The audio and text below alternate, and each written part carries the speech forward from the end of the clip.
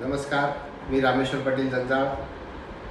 सर्वप्रथम मी आपल्याला गणेश आगमन सोहळ्याचे मनपूर्वक अशा शुभेच्छा देतो।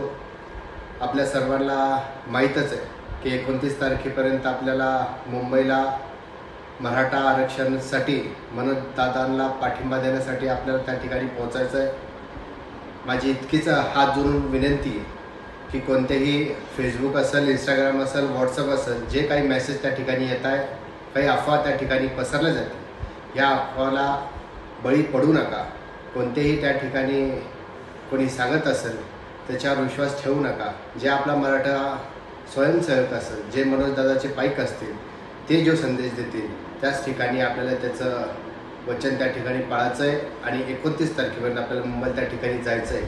माझी एक इच्छा अशी आहे की प्रत्येक घरातून आपल्या आरक्षणासाठी जो अंतिम टप्प्यात त्या ठिकाणी आलेला आहे, की प्रत्येक घरातून एक व्यक्ती त्या ठिकाणी आपल्या पुढच्या भविष्यासाठी, आपल्या मुलांबाळांसाठी, त्यांच्या हक्काच्या आरक्षणासाठी त्या ठिकाणी गेलो पाहिजे।